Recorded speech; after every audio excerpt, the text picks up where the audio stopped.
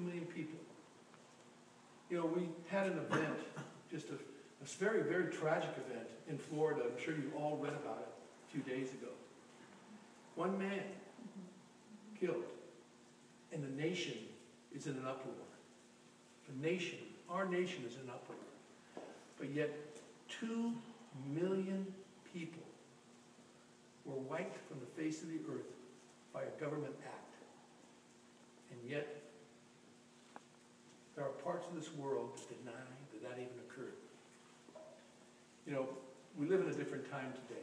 Something like that happened in the 1915 through 1923 would never happen today, because the world would not stand by and watch a country take over and kill. You saw what happened in Kuwait. We raided, we bombed Iraq because of what they did in Kuwait. The world would not allow that to happen. The one thing that came clear as a result of the Armenian Genocide is that the world became aware. And if we allow the world to forget the atrocities that man can impose upon another man, we are not a human race. We've lost our compassion.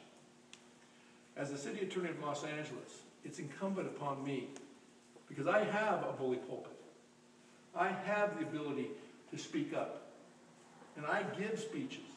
And when I'm asked about what happened in Armenia 97 years ago, I tell people it's important that we remember what one country can do to another, and how people will try to put that in their back pocket and forget about it.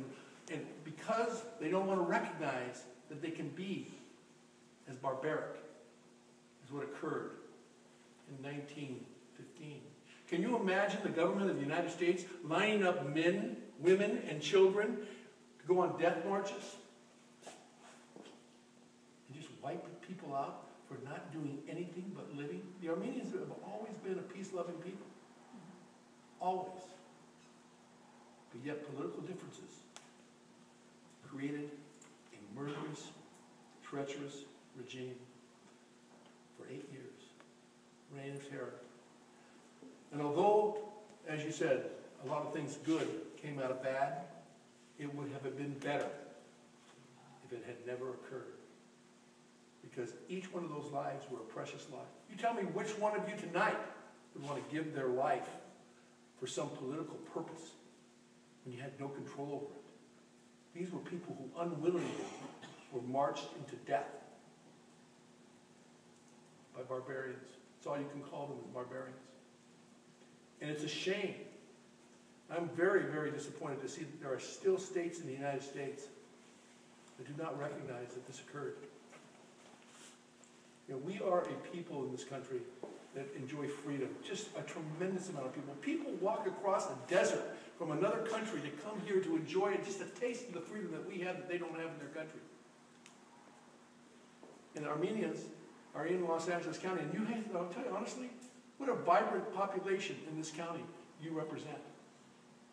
But we shall never, ever forget where we came from, where you came from, what you suffered through. And the world needs to recognize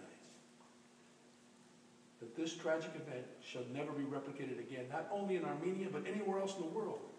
We need to have the assets that were stolen from the Armenian people, from the Armenian churches, repatriated back to Armenia.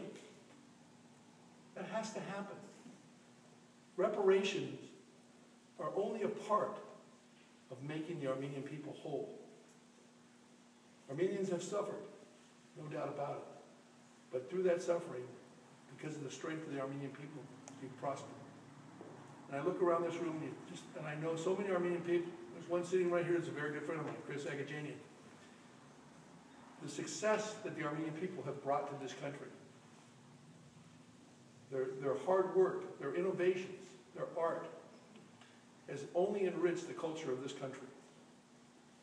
And when I'm asked about the Armenian Genocide, I make no bones about it. This country, as a nation, needs to recognize that it occurred, and we will stand shoulder to shoulder with Armenians to make sure that the reparations occur to the country of Armenia. I want to thank you. Thank you very much for inviting me here tonight. And I want to tell you that you have my 100% undying support. Thank you for doing what you do here.